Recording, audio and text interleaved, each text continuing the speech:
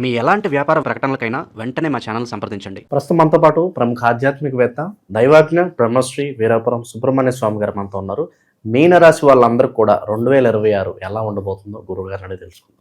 నమస్కారం గురుగారు. శుభాశీస్సులండి. సో 2026 జనవరి నుంచి డిసెంబర్ వరకు మీనరాశి వారి పరిస్థితి ఏంటి, ఏం లాడ్షన్లో ఉన్నారు, దీని తాలూకు ఇంపాక్ట్ ఎంతవరకు ఉంటుంది, ఓవరాల్గా ఈ సంవత్సరం అంతా వీళ్ళకి ఎలా ఉండబోతుంది గురుగారు? మీనరాశి 2026 జనవరి నుండి 2027 జనవరి వరకు కూడా ఈ మీనరాశి వారికి అనేక పరీక్షలు అన్నిట్లోనూ ఆర్థిక పరంగానూ పరీక్షలే, ఆరోగ్యపరంగానూ పరీక్షలే. ఇంకా చెప్పాలి అంటే జన్మరాశిలో శని ఉండడం వల్ల, అంటే మీనరాశిలో శని ఉండడం, 4వ ఇంట గురువు ఉండడము, అలాగే ఇక్కడ మనకు 12వ ఇంట రాహు ఉండడము, అలాగే రాహు కుజుల కలయిక ఉండడము, రవి రాహు కుజుల కలయిక ప్రారంభంలో, ఇప్పుడు 2026 ప్రారంభంలో ప్రతి విషయంలో కూడా చాలా జాగ్రత్తగా వ్యవహరించాలి. ఆర్థిక పరమైనటువంటి ఒడిదుడుకులు, నష్టాలు, అంటే అప్పులు చేయాల్సిన పరిస్థితి వస్తుంది. రుణ ప్రయత్నాలు అధికంగా ఉంటాయి, అంటే ప్రతిదానికి రుణాలు చేయాల్సిన పరిస్థితి వస్తుంది. అధికమైనటువంటి రుణ బాధలు. ఇక్కడ రుణ బాధలు ఎందుకన్నామంటే గతంలో ఇచ్చిన వాళ్ళు ఇప్పుడు పీడించడం అధికమవుతుంది. అప్పు ఇచ్చిన వాడు పీడించడాలు, వేధించడాలు, ఇంకా చెప్పాలి అంటే మనము వాళ్ళ వల్ల సఫర్ అయి ఆత్మహత్యా ప్రయత్నాల వరకు కూడా వెళ్ళే అవకాశం ఉంది.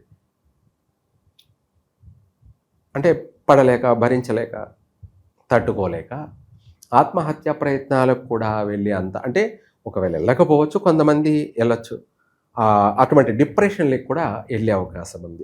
అందుకు రుణ పీడితులు అయ్యే అవకాశం ఉంది. తర్వాత శారీరక శ్రమ, మానసిక శ్రమ, చేసే ఉద్యోగంలో కఠినమైనటువంటి శ్రమ. అంటే ఇప్పుడు జాబ్ చేస్తున్నావు, నీ టైమింగ్ వరకే నువ్వు చేయాలి. నీ టైం మించి చేయాలి అంటే మనిషికి అప్పుడు శ్రమ అధికం అనిపిస్తుంది. అదే కాకుండా ఇంకెవరో చేయాల్సిన పని కూడా నువ్వే చేయాల్సింది వస్తే అది కఠినమైనటువంటి శ్రమ. ఏమిటి? కఠినమైన శ్రమ అన్నట్టుగా ఇలాంటి సమస్యలన్నీ కూడా వీళ్లకు అధికంగా ఉన్నాయి. ఒక మాటలో చెప్పాలంటే గొడ్డు చాకిరి అన్నట్టుగా. ఏమిటి?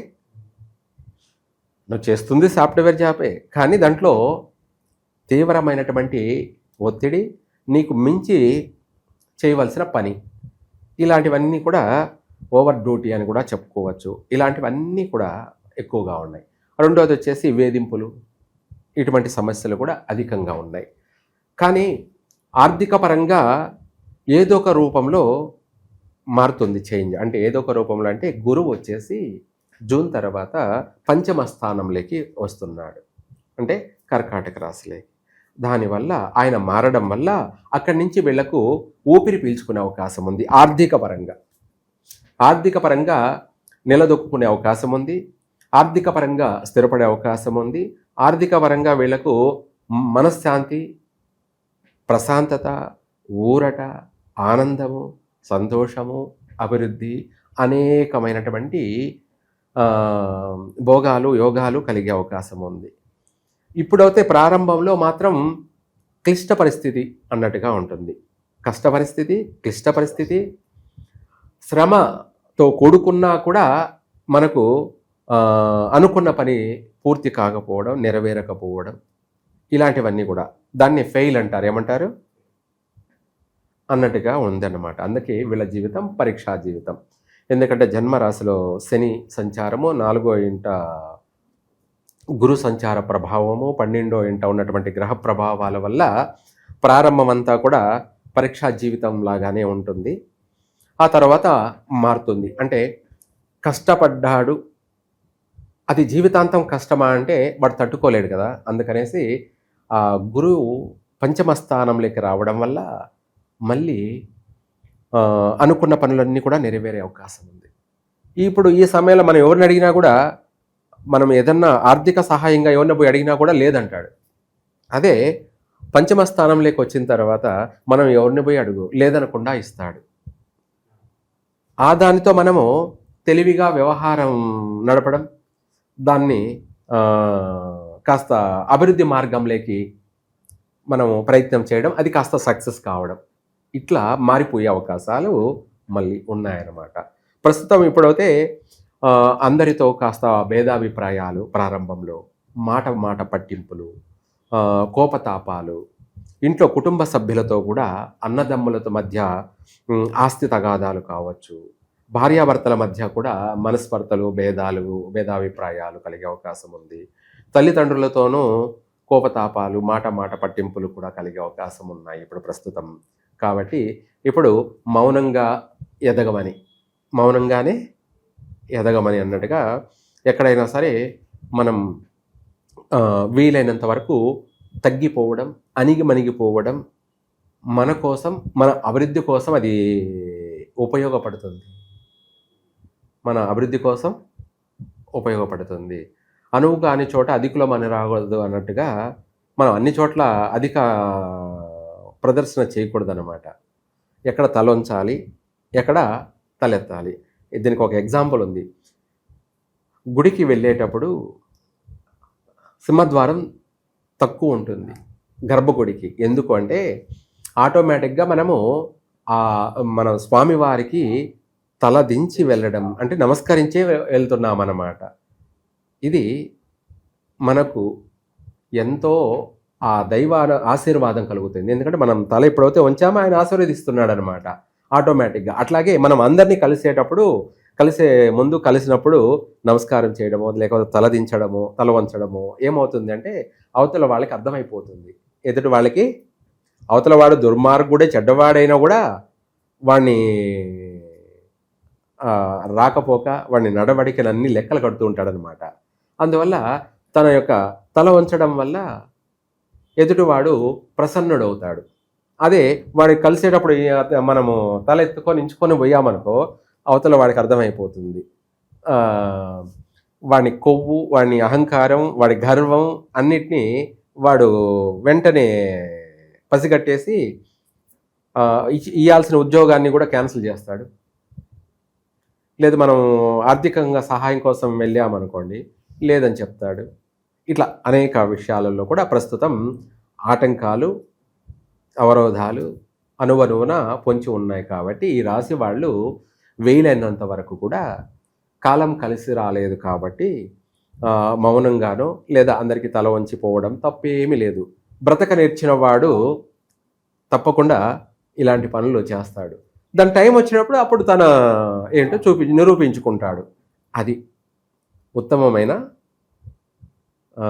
జీవన విధానం అన్నట్టుగా ఈ రాశి వాళ్ళు ఇప్పుడు ఇవే ఆచరించాలి, పాటించాలి. తర్వాత మనం ఆటోమేటిక్గా చెప్పుకున్నాం కాబట్టి గురువు స్థాన చలనం అంటే పంచమ స్థానం కర్కాటక రాశిలోకి వస్తున్నాడు కాబట్టి మళ్ళీ అన్ని విధాలా కూడా ఆర్థిక పరంగా కలిసి వస్తుంది. ఆ తర్వాత విదేశీయాన యోగం ప్రయత్నం కలిసి వస్తుంది. ఇప్పుడు ప్రారంభంలో చేయడం నష్టమే జరుగుతుంది. విదేశాలకు వెళ్ళాలి అనుకునే వాళ్ళు ప్రయత్నం చేయొద్దు. వెళ్ళినా కూడా అక్కడ స్థిరపడలేరు. ఇప్పుడు ఈ సమయంలో జూన్ వరకు కూడా జూలై తర్వాతనే వీళ్లకు యోగం స్టార్ట్ అవుతుంది. అప్పుడు ప్రయత్నం చేస్తే వెంటనే నెరవేరుతుంది. అక్కడ వెళ్ళినా కూడా అక్కడ స్థిరపడగలుగుతారు. అక్కడ ఆర్థిక పరంగా కూడా అభివృద్ధి చెందగలుగుతారు.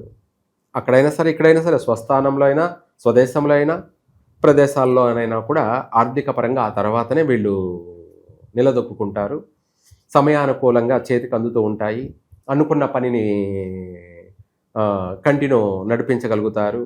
అలాగే కుటుంబంలో కూడా మళ్ళీ ఆ మాట పట్టింపులన్నీ కూడా వైదొలిగిపోతాయి. మళ్ళీ సహాయ సహకారాలు కూడా అందుతాయి. భార్యాభర్తల మధ్య కూడా మనస్పర్ధలు తొలగిపోయి ఈ కొద్ది రోజులు ఎడబాటు జరిగినా మళ్ళీ కలుసుకుంటారు. అలాగే కుటుంబ వ్యక్తుల ద్వారా మళ్ళీ ఏదో ఒక రూపంలో ధన సహాయం కూడా అందే అవకాశం ఉంది. మాట సహాయం అందే అవకాశం ఉంది. ధన సహాయం అందే కూడా అవకాశం ఉంది. ఇలాంటివన్నీ కూడా మళ్ళీ అవకాశాలు ఉన్నాయి. కాబట్టి ఈ యొక్క మీనరాశి వాళ్ళు కొన్ని విషయాలలో కఠినమైనటువంటి నడవడిక తప్పదు.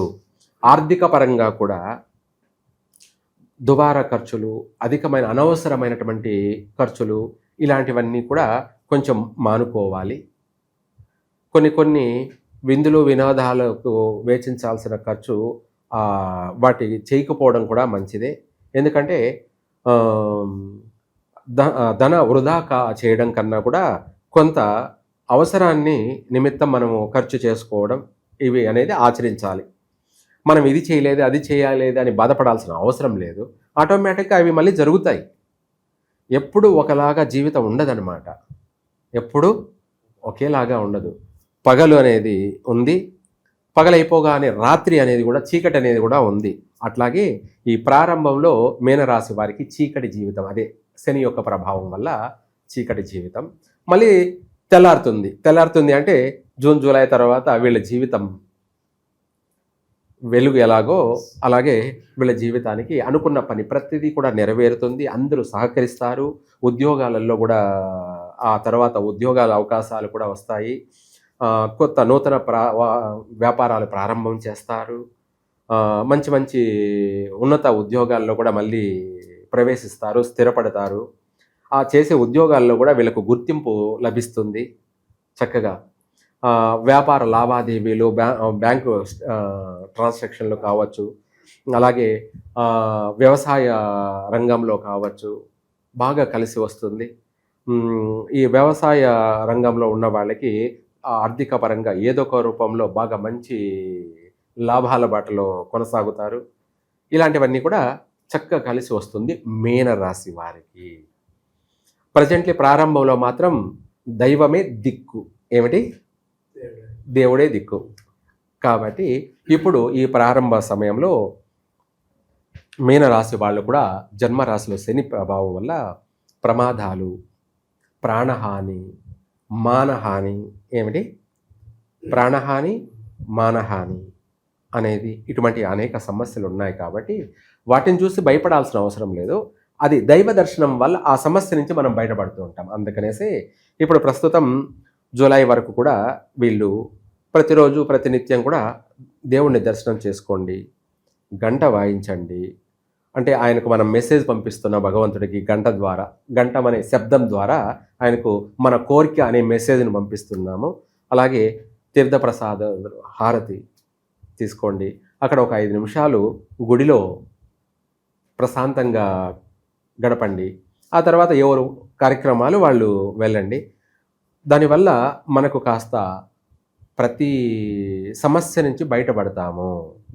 రాబోయే ఉపద్రవాలు, ప్రమాదాలు, ప్రాణ నష్టాలు, మాన నష్టాలు, వీటి అన్నిటి నుంచి కూడా తప్పించుకు తిరుగువాడు ధన్యుడు సుమి అన్నట్టుగా అన్నిటి నుంచి మనము చక్కగా విజయాన్ని పొందుతాము, ఆనందాన్ని కలగచేస్తుంది. ఆ తర్వాత ఆటోమేటిక్గా కూడా ఆర్థిక పరంగా సహాయ సహకారాలు లేదా ఉన్న ఫలానా ఆర్థిక రూపేణ కలిసి రావడాలు అన్నీ కూడా బాగున్నాయి. మీనరాశి వారికి మొత్తం మీద ఓవరాల్గా మొదట ప్రారంభంలో అడుగడుగున పరీక్షా జీవితం, ఆటంకాలు, ఆ తర్వాత వాటన్నిటి నుంచి కూడా బయటపడతారు, కలిసి వస్తుంది.